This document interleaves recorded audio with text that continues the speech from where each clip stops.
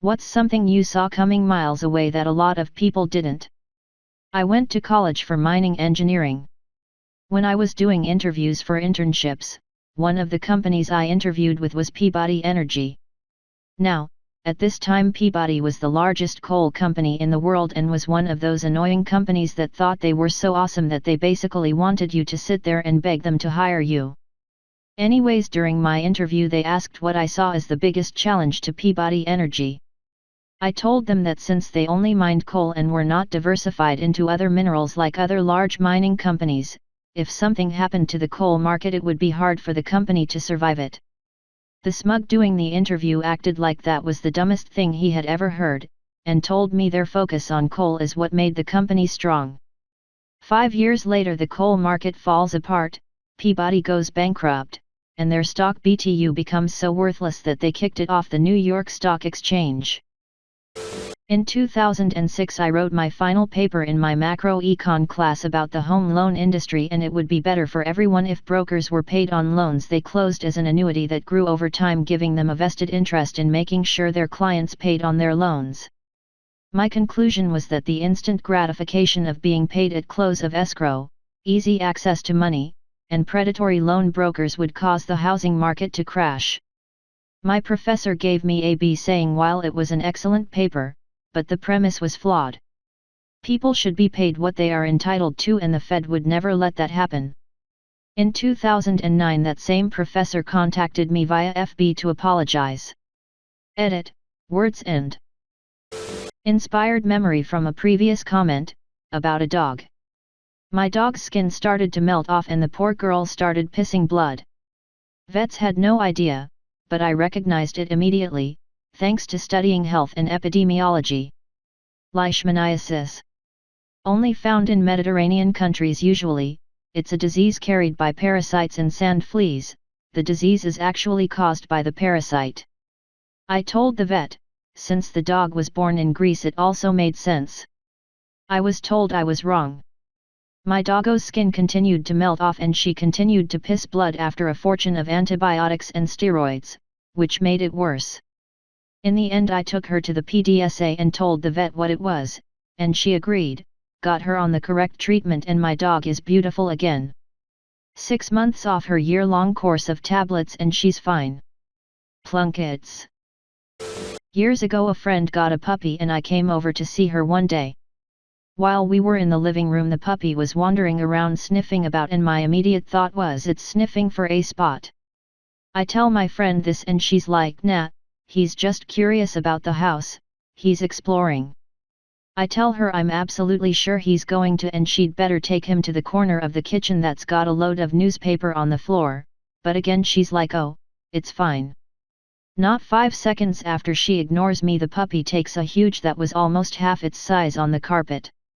She's freaking out and runs to grab it and take it outside, but the damage is done. I was pretty impressed by the size of that crap though. What the did it eat?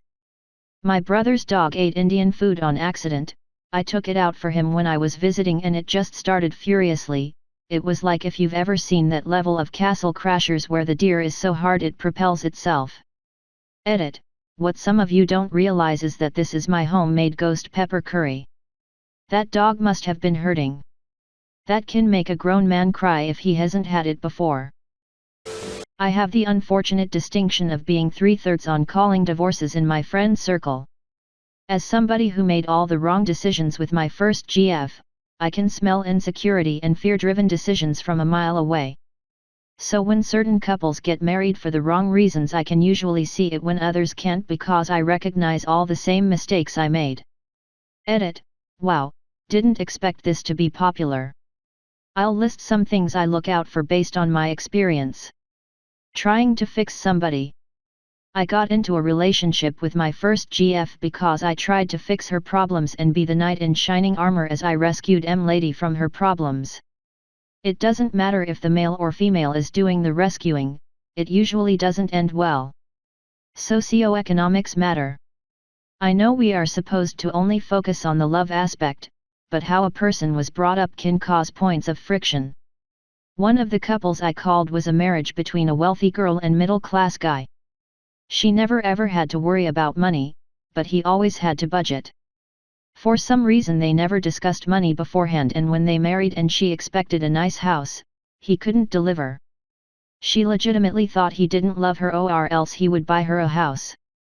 I knew she wanted this, and I knew he couldn't deliver, yet he was so afraid to lose her that he just hoped the gods of love would solve this problem.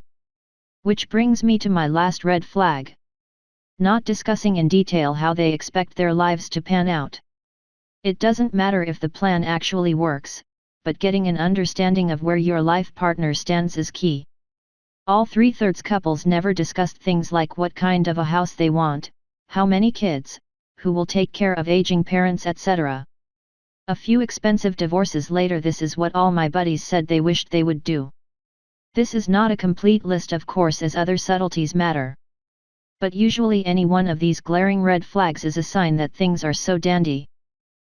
The affair of General Petraeus and Paula Broadwell.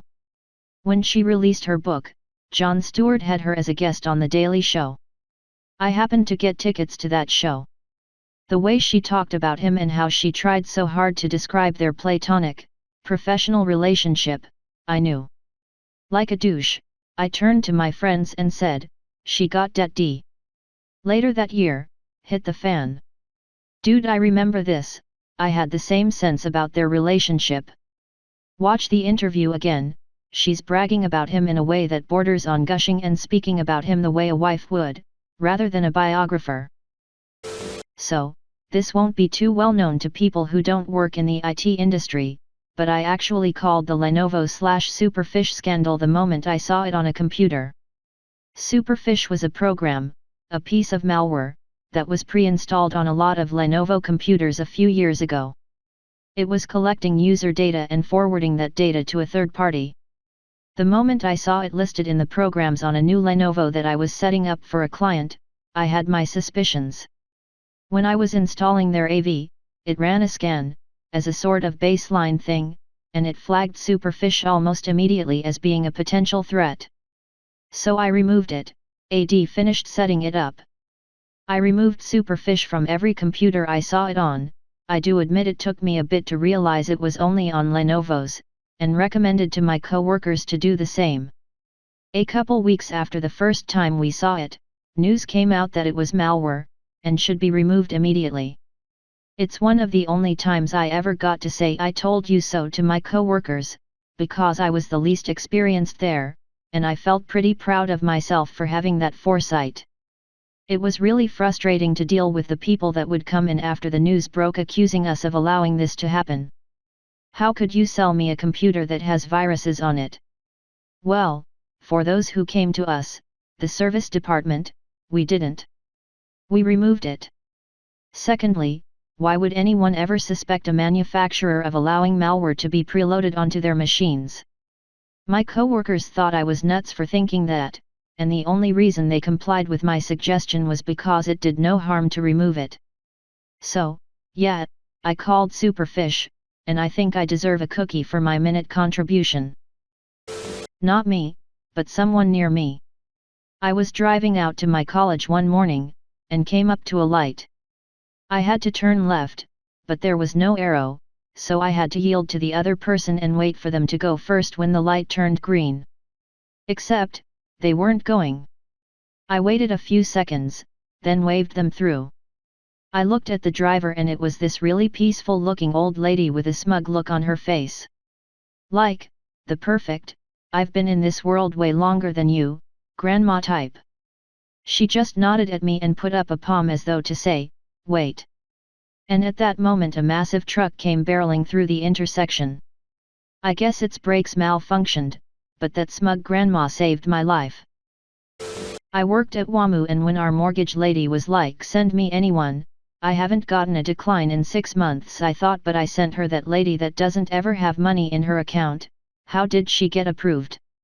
So I inquired and was told that they accepted her income as stated. So I assumed she had great credit. Same lady came in a week later. She was mad and sat down at my desk. She had applied for one of our credit cards and had been declined. She wanted to know how she got approved for a new home loan but couldn't get a credit card. Her decline letter said she didn't meet the minimum credit score.